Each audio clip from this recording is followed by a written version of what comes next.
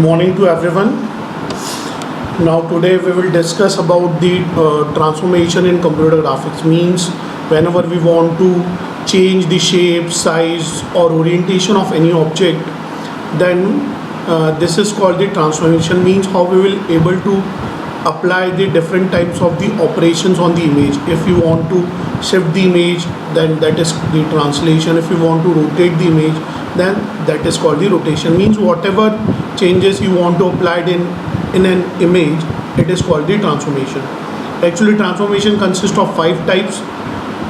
Translation, that is shifting. Rotation means rotation.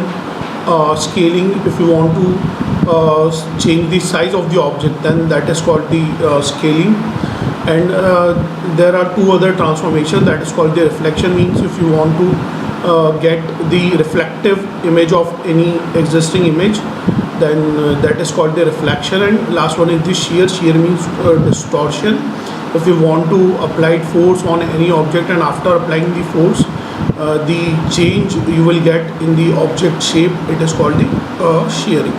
So here we will start from the first type of the transformation, that is called the 2D translation.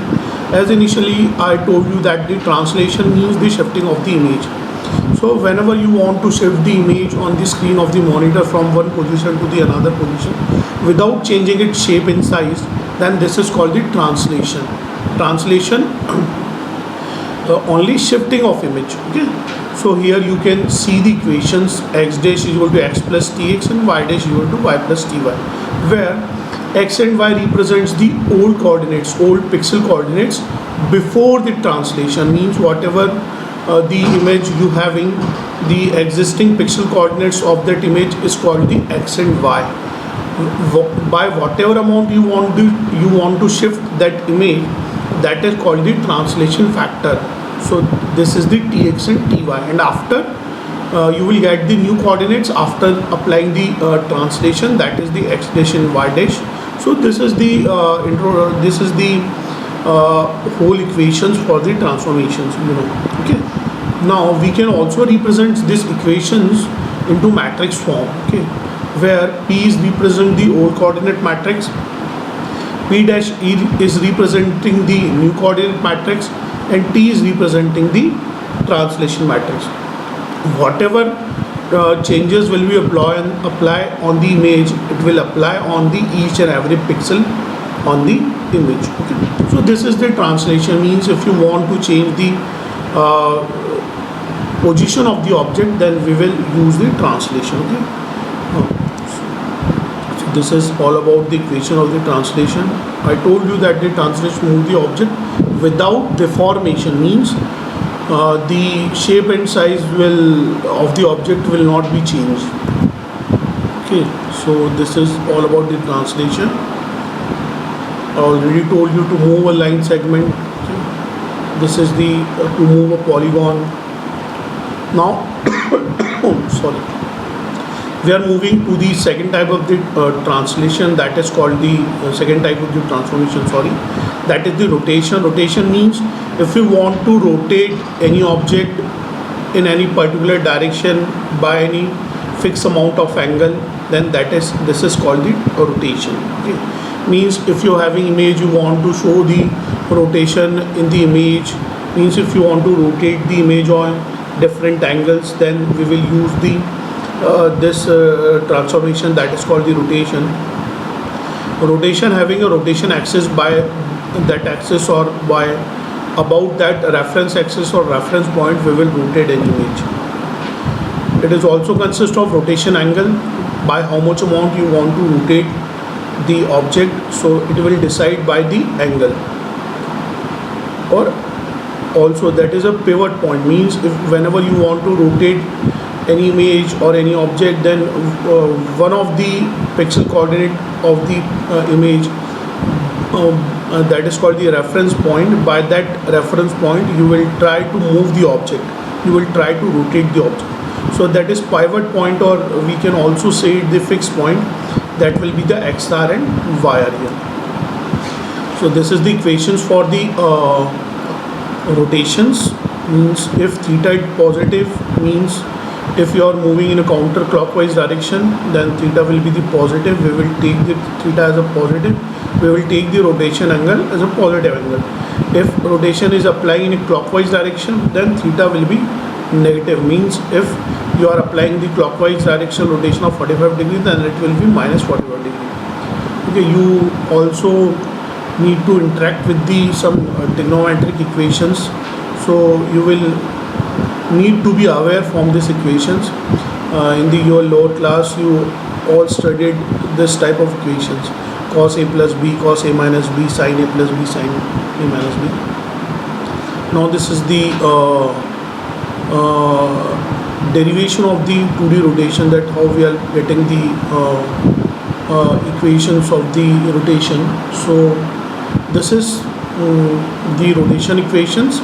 X dash final equation: x dash equal to x cos theta minus y sin theta, y dash equal to x sin theta plus y cos theta. Means if you are having all coordinates of the object, you having a rotation angle of that object, then you will easily get the new coordinates after the rotation. So this is all about the rotation. Here the nomenclature is the same. X and y are the old coordinates, x dash y dash and are the new coordinates, and theta is the rotation angle. We can also represent this equations in the matrix form as same as in the translation. I show you the translation matrix as it is. In the R will represent the rotation matrix. Rotation matrix consists of all the entries of the theta. So this is the rotation matrix.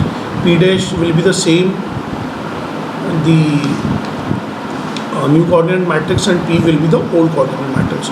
So this is the rotation. Means if you want to rotate any image by any particular angle in any direction, then you will easily add the new coordinates after the rotation.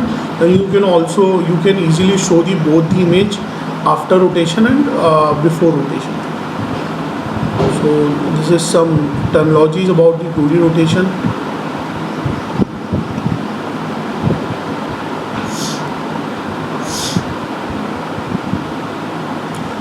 Okay, so now moving towards the new transformation, that is the scaling. Scaling means if you want to change the size of the object, if you want to change the size of the object, you want to increase or decrease the size of the object, then we will use the scaling. As it is, as the translation, x dash y dash here represent the new coordinates, means the coordinates after scaling, x y the coordinates before scaling, and sx and sy that will represent the scaling factor in both x and y direction. Means by how much amount you want to increase or decrease the size of the object. As it is, p dash is equal to s dot p. P dash new coordinate matrix, s will be the scaling matrix, and p will be the old coordinate matrix. 2D scaling. Any positive value can be used as a scaling factor. Means we can use the positive values. Okay, so values less than 1. If the value of the scaling factor is less than 1, then the size of the object will be reduced. Means 1.2, 1.5, 0.5. Means the value cannot be negative less than 1. It will always the 1, 0 or more than 0. Okay, but if it is less than 1, then it will reduce the size of the object. If the value of scaling factor sx and sy is greater than 1, then it will enlarge the size of the object. If the scaling factor is 1, means sx and sy both are equal to 1, then the size of the object will be unchanged. Okay, and another type of scaling, that is called the uniform scaling, means the value of the sx is equal to xy. If sx and sy means sx is 2 and sy is also 2, sx is 3 and sy is also 3, that is called the uniform scaling. Means by equal amount the image will be increased or decreased in both the directions. So we need to remember this. If you will increase the size of the object, the scaling factor will be greater than 1. If you want to decrease the size of the object, the scaling factor values will be less than 1, and if it is equal to 1, then there will be no change in the size of the object. So this is all about the scaling. You can see some terminologies about the scaling. What is scaling? Also reposition object. Answer C, the matrix. We can also represent it is in the form of the translation. means you can add the scaling and translation both in a single operation. Okay, so this is the fixed point scaling, means if you want to perform the fixed point scaling, means if you want to fix one point of the object and want to increase the size of the object above that reference points, then that is called the fixed point scaling, where x and f, yf are the fixed point coordinates. So here is the equations for the fixed point scaling. X dash equal to x plus x into sx plus xf bracket में 1 minus in bracket 1 minus sx, y dash equal to y into sy plus yf in the bracket 1 minus sy. So by these equations we can perform the fixed scaling. It will be more clear to you when we will perform some numericals on some real type of transformation on the object. Okay? So this is all about the scaling. Now the many applications involve sequence of geometric transformation. So here we are adding one new concept that is called the homogeneous coordinates. Homogeneous coordinate means if you want to apply the different type of the transformation, or you want to apply the composite transformation, then that is called the this will be in type of homogeneous coordinates, where we will use homogeneous coordinate. Means if I want to explain you in a further way, means whenever we want to perform the different types of the sequence of the transformation, means if you want to apply the transformation on an image in a single way, you want to apply first translation, after translation you want to apply rotation, after rotation if you want to apply scaling, then this sequence of transformation is called the composite transformation. And the calculation of composite transformation is very complicated if you are using the equations, but if you are using the new concept that is called the homogeneous coordinates, then the calculation of the composite transformation will be easy for the user. So this is some applications that is added with the composite transformation.